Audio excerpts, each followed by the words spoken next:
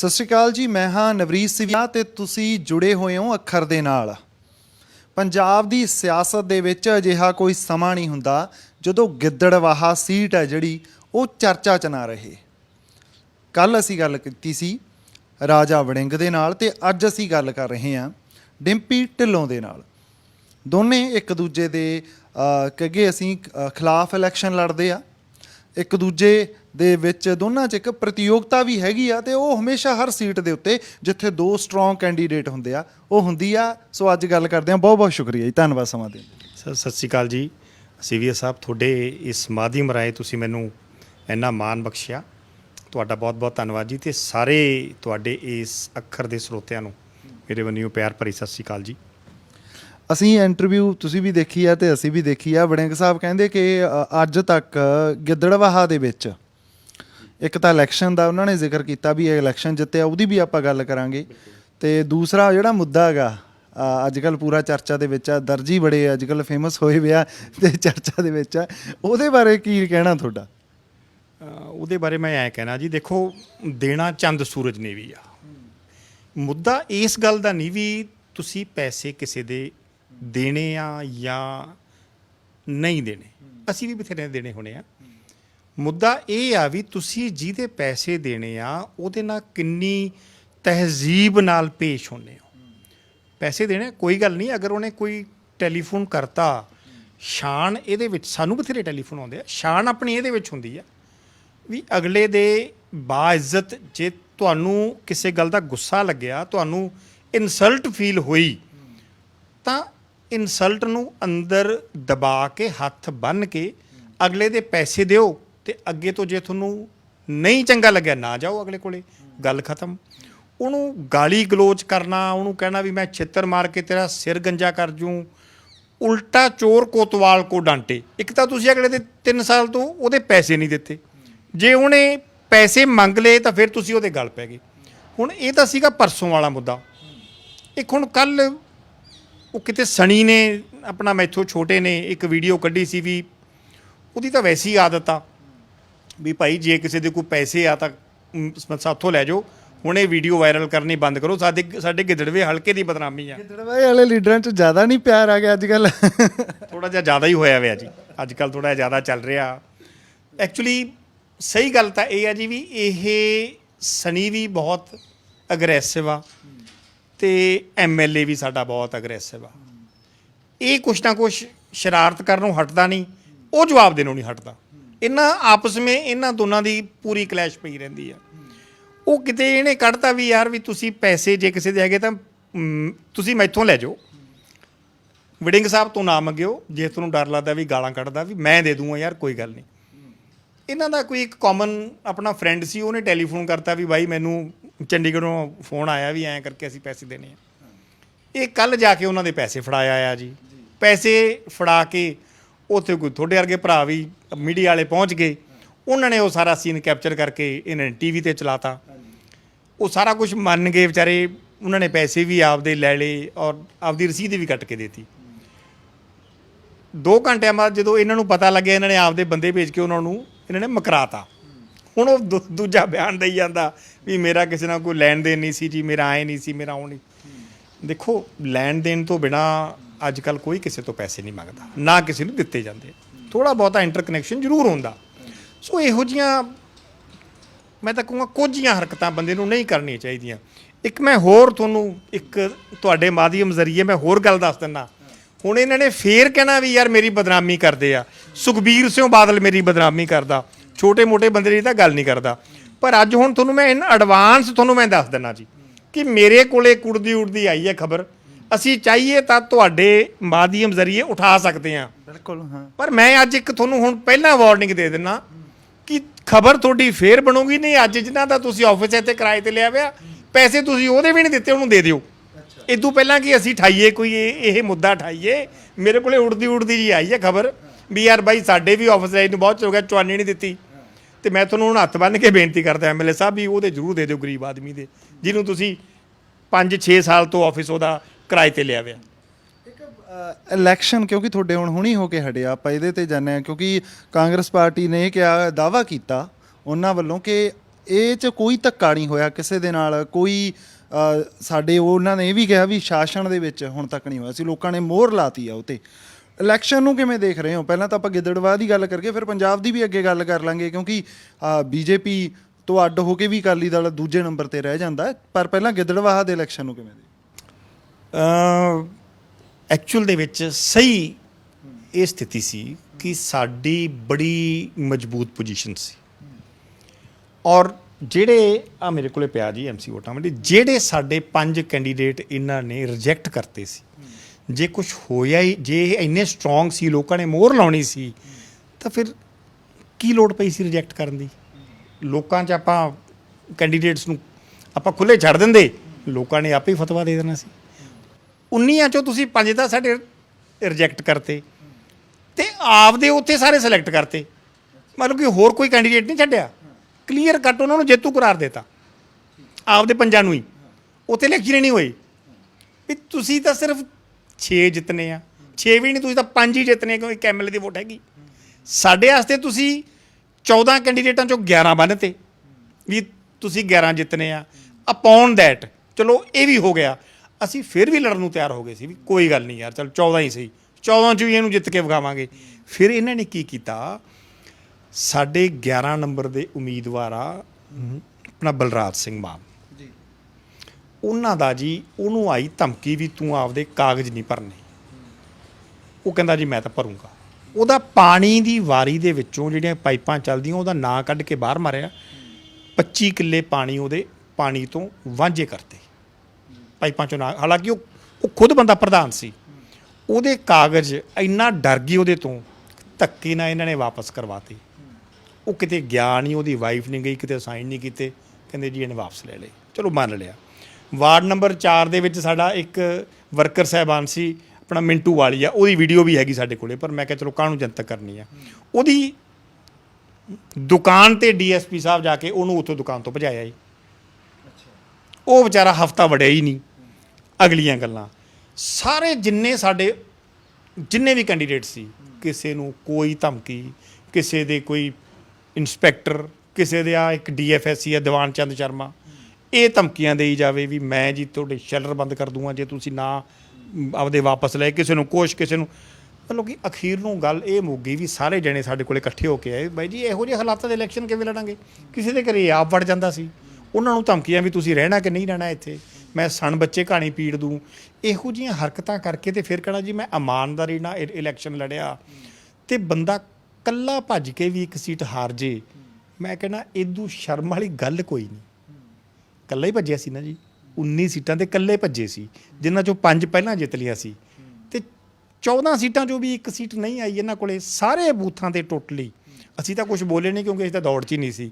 ਆਮ ਆਦਮੀ ਵਾਲੇ ਵਿਚਾਰੇ ਪਿੱਟੀ ਗਏ ਆ, ਆਜ਼ਾਦ ਪਿੱਟੀ ਗਏ ਆ ਵੀ ਸਾਨੂੰ ਬਾਹੋਂ ਫੜ ਕੇ ਬਾਹਰ ਕੱਢਤਾ ਇਹਨਾਂ ਨੇ, ਤੇ ਆਪਦੀ ਮਰਜ਼ੀ ਨਾਲ ਵੋਟਾਂ ਪਾਈਆਂ।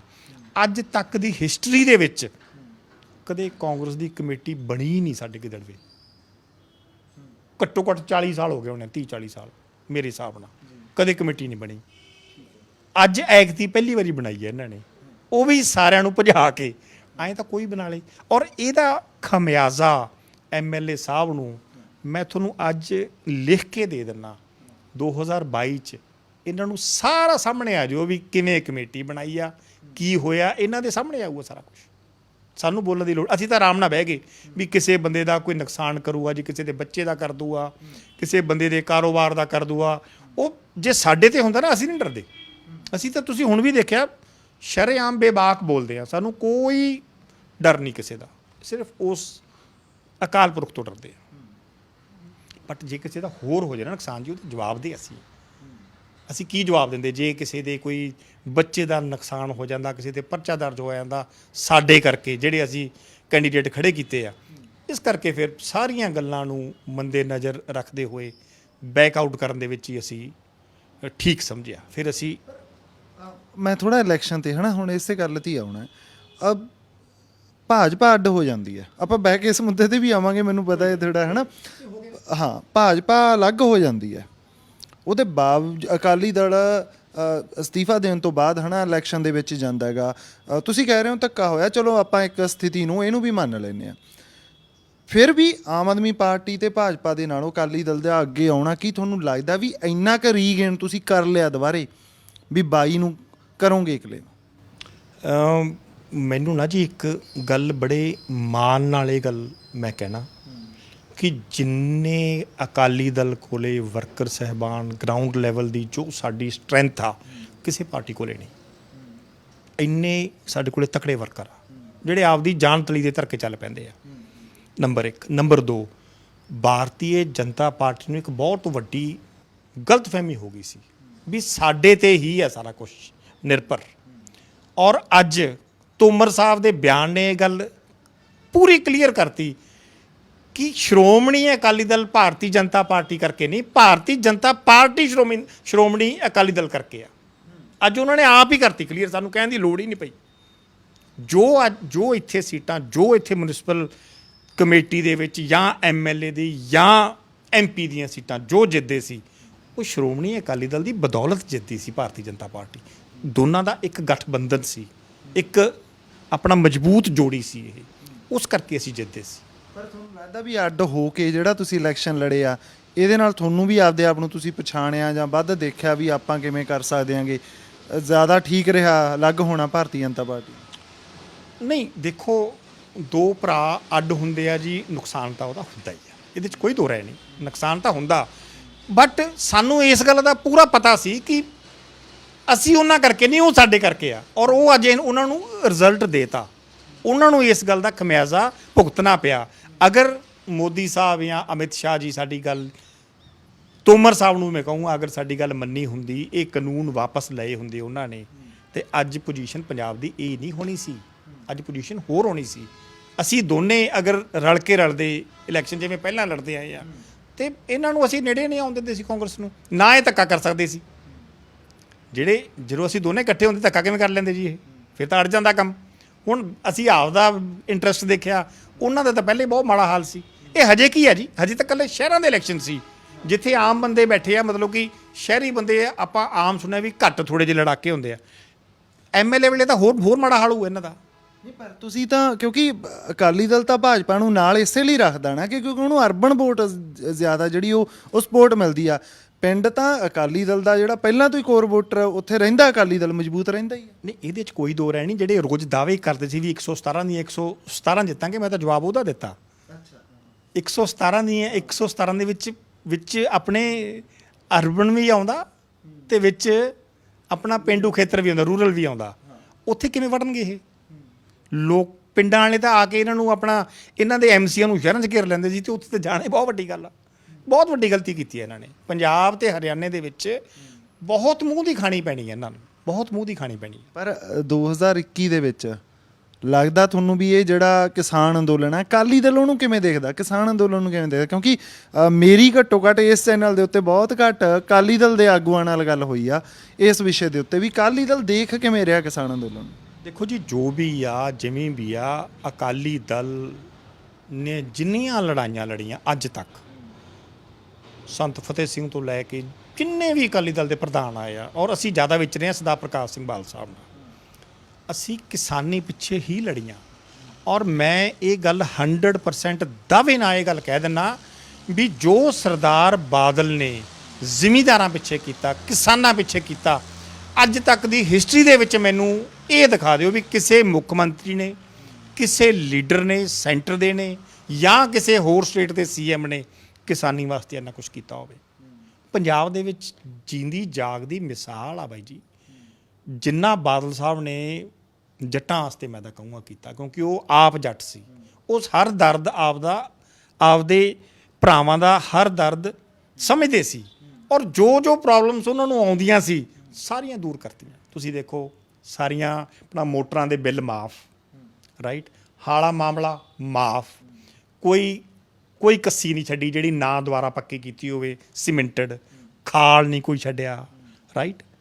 ਮੈਨੂੰ ਟਰੈਕਟਰ ਨੂੰ ਕੋਈ ਰੋਕ ਨਹੀਂ ਸਕਦਾ, ਉਹਦੇ ਕੋਈ ਕਾਗਜ਼ ਨਹੀਂ, ਗੱਡਾ ਜੱਟ ਦਾ ਬਾਦਲ ਸਾਹਿਬ ਨੇ ਕੀਤਾ। ਪਿੰਡਾਂ ਦੀਆਂ ਰੂਰਲ ਗਲੀਆਂ ਨਾਲੀਆਂ ਕੋਈ ਖੇਤਾਂ ਨੂੰ ਪਈ ਨਹੀਂ ਕੱਚੀ ਛੱਡੀ, ਉਹ ਵੀ ਪੱਕੀਆਂ। ਮੈਨੂੰ ਦੱਸਦਾ ਦਿਓ ਯਾਰ, ਸਬਸਿਡੀ ਤੇ ਅਨੇਕਾਂ ਲਿਆ ਕੇ ਆਪਾਂ ਨੂੰ ਇੰਸਟਰੂਮੈਂਟਸ ਦਿੱਤੇ ਬਾਦਲ ਸਾਹਿਬ ਨੇ, ਸਾਰਾ ਕੁਝ ਬਾਦਲ ਸਾਹਿਬ ਦੀ ਦੇਣਾ। ਦੱਸੋ ਤੁਸੀਂ ਮੈਨੂੰ ਹੋਰ ਕਿਹਨੇ ਕੀਤਾ? ਕਿਸਾਨੀ ਵਾਸਤੇ ਜੋ ਬਾਦਲ ਸਾਹਿਬ ਨੇ ਕੀਤਾ, ਅੱਜ ਠੀਕ ਆ ਵੀ ਆਪਣੇ ਵਿਰੋਧੀ ਬਹੁਤ ਡੰਡ ਪਿੱਟੀ ਜਾਂਦੇ ਆ ਵੀ ਬਾਦਲ ਵਾਲਿਆਂ ਨੇ ਕਰ, ਆਪਦੇ ਅੰਦਰ ਝਾਤੀ ਮਾਰ ਕੇ ਦੇਖਣ ਕਿਸੇ ਨੇ ਹੋਰ ਕੀਤਾ। 4 ਸਾਲ ਹੋ ਗਏ ਕੈਪਟਨ ਸਾਹਿਬ ਦੀ ਸਰਕਾਰ ਬਣੀ ਨੂੰ, ਇੱਕ ਵਾਅਦਾ ਦੱਸ ਦਿਓ ਮੈਨੂੰ ਪੂਰਾ ਕੀਤਾ ਹੋਵੇ। ਲੇਕਿਨ ਬਾਦਲ ਸਾਹਿਬ ਨੇ ਜੋ ਕਿਹਾ ਉਹ ਕੀਤਾ। ਪਰ ਫਿਰ ਵੀ ਸਰਕਾਰ ਕਿਵੇਂ ਕਹਿੰਦੀ ਆ, ਹੁਣ ਮੈਂ ਵਾਪਸ ਉਹਨਾਂ ਸਾਰੇ ਮੁੱਦਿਆਂ ਤੇ ਆਉਣਾ ਹੈ। ਸਰਕਾਰ ਇਹ ਕਲੇਮ ਕਰਦੀ ਆ ਵੀ ਲੋਕਾਂ ਨੇ ਮੋਹਰ ਲਾਤੀ ਹੈ, ਹਰ ਸਰਕਾਰ ਕਹਿੰਦੀ ਹੈ ਵੀ ਹਨਾ ਵੀ ਜਦੋਂ ਤੁਸੀਂ ਵੀ ਇਹ ਗੱਲ ਕਹਿਣੇ ਹੋ ਕਿ ਸਾਡੇ ਕੰਮਾਂ ਤੇ ਮੋਹਰ ਲਾਈ ਆ। ਅੱਜ ਕਾਂਗਰਸ ਵੀ ਕਹਿ ਰਹੀ ਹੈ ਕਿ ਅਸੀਂ ਸ਼ਹਿਰੀ ਵੋਟਰਾਂ ਨੂੰ ਜਿਹੜਾ ਨਾਲ ਜੋੜਿਆ, ਅਸੀਂ ਸ਼ਹਿਰਾਂ ਵਾਲੀ ਕੰਮ ਕੀਤੇ ਆ, ਅਸੀਂ ਪਹਿਲਾਂ ਨਾਲੋਂ ਸ਼ਹਿਰ ਵੱਧ ਸਾਫ਼ ਹੋਏ ਆ, ਜਾਂ ਹੋਰ ਬਹੁਤ ਕਲੇਮ ਕਰਦੇ ਆ ਹਰ ਸਰਕਾਰ ਦੀ ਤਰ੍ਹਾਂ। ਫਿਰ ਉਹ ਕਿਵੇਂ ਦੇਖੋਗੇ ਤੁਸੀਂ ਉਹਨਾਂ ਗੱਲਾਂ? ਸਰਕਾਰ ਦੇ ਦਬਾਅ ਹੇਠ ਸਾਰਾ ਪ੍ਰਸ਼ਾਸਨ ਕੰਮ ਕਰਦਾ ਹੁੰਦਾ ਜੀ। ਮੈਂ ਵੀ ਇੱਥੋਂ 10 ਕਿ 11 ਸੀਟਾਂ ਅਸੀਂ ਵੀ ਜਿੱਤੀਆਂ ਸੀ ਐਮਸੀ ਇਲੈਕਸ਼ਨ ਵੇਲੇ। ਉਹਨੂੰ ਕਹਿੰਦੇ ਆ ਬੈਲੈਂਸ ਕਰਕੇ ਇਲੈਕਸ਼ਨ ਕਰਾਉਣਾ। ਕਿਸੇ ਦੇ ਕਾਗਜ਼ ਇੱਕ ਬੰਦੇ ਦੀ ਵੀ ਰਿਜੈਕਟ ਨੇ ਇਹਨਾਂ ਦੇ ਕਰਾਏ ਸੀ। 19 ਵਾਰਡਾਂ ਦੇ ਵਿੱਚ ਕਾਂਗਰਸ ਦੇ ਕੈਂਡੀਡੇਟ ਸਾਡੇ ਨਾਲ ਇਲੈਕਸ਼ਨ ਲੜੇ ਸੀ। 10 ਅਸੀਂ ਜਿੱਤ ਗਏ ਸੀ, 9 ਇਹ ਜਿੱਤ ਗਏ ਸੀ। ਅਸੀਂ ਆਪਦੀ ਕਮੇਟੀ ਇੱਥੇ ਬਣਾ ਲਈ ਸੀ, ਰਾਈਟ। ਸਾਨੂੰ ਵੀ ਐਂ ਸੀ ਵੀ ਅਸੀਂ ਆਪਦੇ ਸਾਡੇ ਕੰਮਾਂ ਤੇ ਮੋਹਰ ਲੱਗੀ ਆ, ਰਾਈਟ। ਪਰ ਜਦੋਂ ਐਮਐਲਏ ਦਾ ਇਲੈਕਸ਼ਨ ਆਇਆ, ਅਸੀਂ ਇੱਕ ਵੀ ਵਾਰਡ ਚੋਂ ਨਹੀਂ ਵਧੇ ਸੀ। ਸਰਕਾਰ ਦਾ ਪ੍ਰੈਸ਼ਰ ਸੀ। ਉਦੋਂ ਲੋਕ ਸਾਡੇ ਨਾਲ ਆਪਦੇ ਕੰਮਾਂ ਧੰਦਿਆਂ ਦੇ ਲਾਲਚ ਨੂੰ ਨਾਲ ਲੱਗ ਜਾਂਦੇ ਵੀ ਕੋਈ ਲਵਾਂਗੇ, ਕੋਈ ਕਰਾਵਾਂਗੇ। ਪਰ ਜਦੋਂ ਵਿਧਾਨ ਸਭਾ ਦੇ ਇਲੈਕਸ਼ਨ ਆਉਂਦੇ ਨੇ ਜੀ, ਉਦੋਂ ਕਿਸੇ ਤੇ ਕੋਈ ਪ੍ਰੈਸ਼ਰ ਨਹੀਂ ਹੁੰਦਾ। ਉਦੋਂ ਬੰਦਾ ਇੰਡੀਪੈਂਡੈਂਟਲੀ ਵੋਟ ਪਾਉਂਦਾ ਜਿਹਨੂੰ ਉਹਦਾ ਜੀ ਕਰੇ, ਤੇ ਉਦੋਂ ਰਿਜ਼ਲਟ ਸਾਹਮਣੇ ਆ ਜਾਊਗਾ ਜੀ। ਪਰ ਹੁਣ ਤੱਕ ਜਿਹੜਾ ਦੇਖਿਆ ਗਾ, ਆਪਾਂ ਲੋਕਲ ਇਲੈਕਸ਼ਨ ਦੀ ਚਲੋ ਗੱਲ ਕਰ ਲਈਏ ਹੈ ਨਾ, ਭਾਰਤੀ ਜਨਤਾ ਪਾਰਟੀ ਤੋਂ ਅੱਡ ਹੋਣਾ ਅਕਾਲੀ ਦਲ ਨੂੰ ਕੋਈ ਨੁਕਸਾਨ ਕਰੂਗਾ? ਕਿਉਂਕਿ ਤੁਹਾਡੀ ਇਸ ਸਮੇਂ ਜਿਹੜੀ ਜਦੋਂ ਵੀ ਅਕਾਲੀ ਦਲ ਦੀ ਗੱਲ ਕਰਦੇ ਆ ਨਾ, ਉਹ ਕਾਂਗਰਸ ਨਾਲੋਂ ਵੱਧ ਇਸ ਸਮੇਂ ਭਾਰਤੀ ਜਨਤਾ ਪਾਰਟੀ ਨਾਲ ਜੁੜਦੀ ਆ। ਕਿਉਂਕਿ ਤੁਸੀਂ ਬਹੁਤ ਲੰਬਾ ਸਮਾਂ ਇਕੱਠੇ ਰਹੇ ਹੋ, ਤੁਸੀਂ ਪਹਿਲੀ ਉਹ ਪਾਰਟੀ ਸੀ ਜਿਹੜਿਆਂ ਨੇ ਉਸ ਵੇਲੇ ਸਾਥ ਦਿੱਤਾ ਇਹਨਾਂ ਦਾ, ਜਦੋਂ ਕੋਈ ਵੀ ਇੰਡੀਆ 'ਚ ਸਾਥ ਦੇਣ ਨੂੰ ਤਿਆਰ ਨਹੀਂ ਸੀ। ਤੁਹਾਨੂੰ ਇੱਕ ਗੱਲ ਮੈਂ ਹੋਰ ਦੱਸਦਾ ਜੀ, ਪਤਾ ਨਹੀਂ ਤੁਹਾਡੇ ਕੋਲੇ ਕਿਸੇ ਨੇ ਗੱਲ ਕੀਤੀ ਹੈ ਕਿ ਨਹੀਂ ਕੀਤੀ। ਸ਼੍ਰੀ ਨਰਿੰਦਰ ਮੋਦੀ ਜੀ ਦਾ ਨਾਂ ਪ੍ਰਪੋਜ਼ ਕਰਨ ਵਾਲੇ ਐਜ਼ ਪ੍ਰਾਈਮ ਮਿਨਿਸਟਰ ਸਰਦਾਰ ਪ੍ਰਕਾਸ਼ ਸਿੰਘ ਬਾਦਲ ਸਾਹਿਬ ਸੀ। ਇਹਨਾਂ ਨੇ ਨਾਂ ਪ੍ਰਪੋਜ਼ ਕੀਤਾ ਸੀ। ਇਹਨਾਂ ਦੀ ਭਰੀ ਮੀਟਿੰਗ ਦੇ ਵਿੱਚ ਵੀ ਹੀ ਇਜ਼ ਦਾ ਮੈਨ ਜਿਹੜਾ ਆਪਣੇ ਕੰਟਰੀ ਨੂੰ ਸਹੀ ਰਸਤੇ ਤੇ ਲੈ ਕੇ ਜਾਊਗਾ। ਇਹਦਾ ਨਾਂ ਤੁਸੀਂ ਅੱਗੇ ਰੱਖ ਕੇ ਚੱਲੋ ਵੀ he will be the prime minister. Badal Sahib ਦੀ ਦੇਣ ਸੀ। ਅੱਜ ਠੀਕ ਆ ਉਹ ਆਪਣੇ ਤੋਂ ਬੇਮੁਖ ਹੋ ਗਏ, ਉਹ ਗੱਲ ਵੱਖਰੀ ਆ।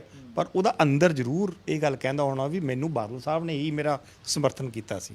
ਬੀਜੇਪੀ ਤੋਂ ਬਾਅਦ ਦੀ ਮੈਂ ਗੱਲ ਕਰਦਾ, ਔਰ ਬਾਦਲ ਸਾਹਿਬ ਨੇ ਜਿੰਨੇ ਵਾਰੀ ਬੀਜੇਪੀ ਨੂੰ ਸਮਰਥਨ ਦਿੱਤਾ, ਬਿਨਾਂ ਸ਼ਰਤ ਖੁੱਲ੍ਹ ਕੇ ਦਿੱਤਾ ਵੀ ਸਾਰੀਆਂ ਸੀਟਾਂ ਤੁਹਾਡੀਆਂ ਜੀ, ਸਾਨੂੰ ਕੁਛ ਨਹੀਂ ਚਾਹੀਦਾ। ਪਰ ਜੇ ਅੱਜ ਇੱਕ ਬੀਜੇਪੀ ਤੋਂ ਸਾਨੂੰ ਲੋੜ ਪੈ ਗਈ ਤਾਂ ਇਹ ਅੜ ਕੇ ਖੜ ਗਏ ਆ। ਮਤਲਬ ਕਿ ਬਾਦਲ ਸਾਹਿਬ ਨੇ ਆਪਦੇ ਵਾਸਤੇ ਤਾਂ ਨਹੀਂ ਉਹਨਾਂ ਨੂੰ ਕੁਛ ਚਾਹੀਦਾ, ਕਿਸਾਨੀ ਵਾਸਤੇ ਆਪਾਂ ਮੰਗਦੇ ਆ ਨਾ ਵੀ ਯਾਰ ਕਿਸਾਨਾਂ ਨੂੰ ਦੇ ਦਿਓ ਸਾਰਾ ਕੁਛ, ਸਾਨੂੰ ਨਾ ਦਿਓ। ਉਹਦੇ ਵਾਸਤੇ ਵੀ ਮਤਲਬ ਕਿ ਸ਼ੇਮ ਮੈਂ ਕਹੂੰਗਾ ਇਹਨਾਂ ਨੂੰ। ਇਸ ਗੱਲ ਤੇ ਬੀਜੇਪੀ ਨੂੰ ਸ਼ਰਮ ਆਉਣੀ ਚਾਹੀਦੀ ਹੈ। ਕਿੱਡੀ ਖਾਸ ਗੱਲ ਆ।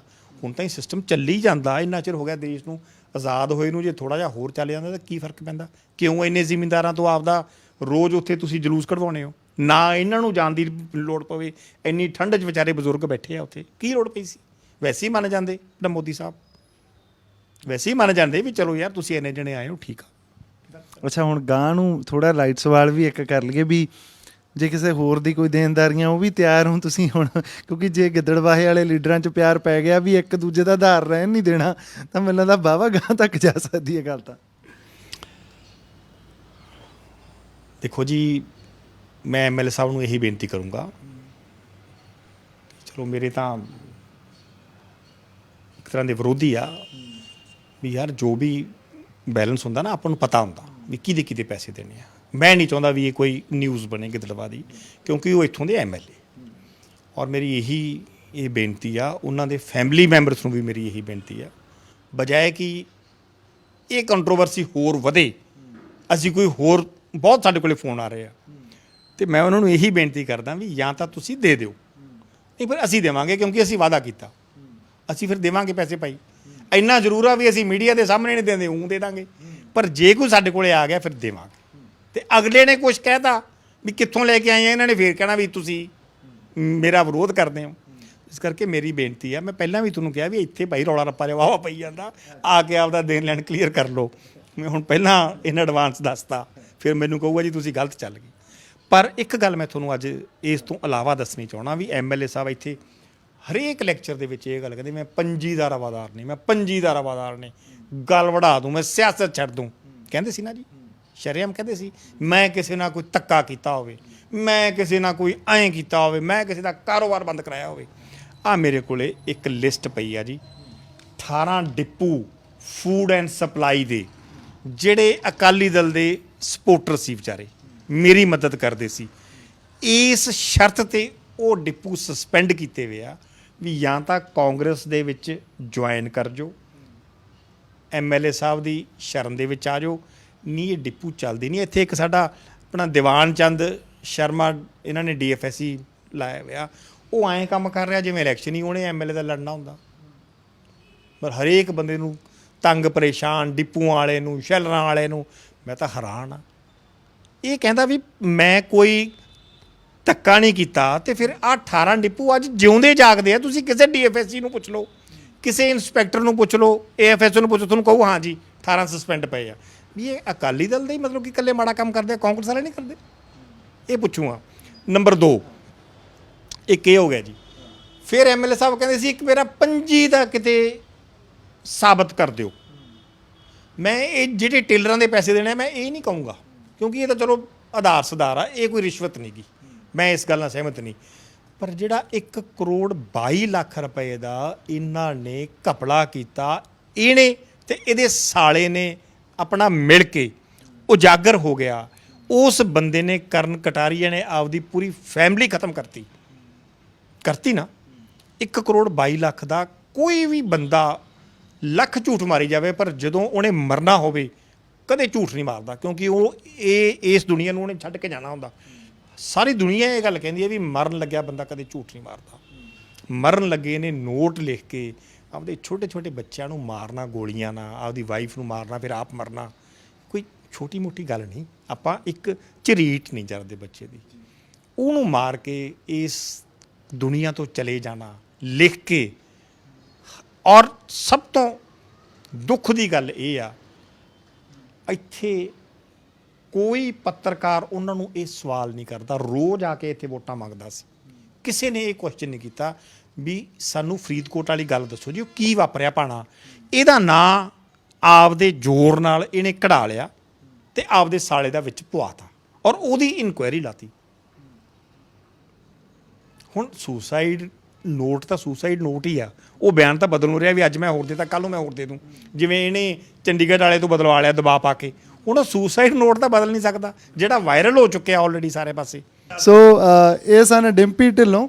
ਸਿਆਸਤ ਦੇ ਵਿੱਚ ਮੈਨੂੰ ਵੀ ਪਤਾ, ਤੁਹਾਨੂੰ ਵੀ ਸ਼ਾਇਦ ਅਗਰੈਸਿਵ ਬੰਦਿਆਂ ਦੀਆਂ ਇੰਟਰਵਿਊਜ਼ ਜ਼ਿਆਦਾ ਪਸੰਦ ਆਉਂਦੀਆਂ, ਪਰ ਬਹੁਤ ਘੱਟ ਜਿਹੜੇ ਲੋਕ ਆ ਜਿਹੜੇ ਟਿਕਾ ਕੇ ਗੱਲ ਕਰਦੇ ਆ, ਉਹਨਾਂ ਨੂੰ ਵੀ ਜ਼ਰੂਰ ਸੁਣਿਆ ਕਰੋ। ਮੈਨੂੰ ਪਤਾ ਜਿਹੜੇ ਇਹਨਾਂ ਨੇ ਗੱਲਾਂ ਕੀਤੀਆਂ ਉਹ ਇਹਨਾਂ ਦਾ ਪੱਖ ਆ, ਤੇ ਹੋਰ ਜਿਹਨੂੰ ਵੀ ਲੱਗਦਾ ਕਿ ਇਸ ਮੁੱਦੇ ਦੇ ਜਾਂ ਕਿਸੇ ਵੀ ਮੁੱਦੇ ਦੇ ਉੱਤੇ ਉਹਨਾਂ ਦਾ ਪੱਖ ਜਾਣਨਾ ਜ਼ਰੂਰੀ ਆ, ਅਸੀਂ ਜ਼ਰੂਰ ਸਾਹਮਣੇ ਲੈ ਕੇ ਆਵਾਂਗੇ। ਤੁਹਾਡਾ ਬਹੁਤ ਬਹੁਤ ਸ਼ੁਕਰੀਆ, ਧੰਨਵਾਦ।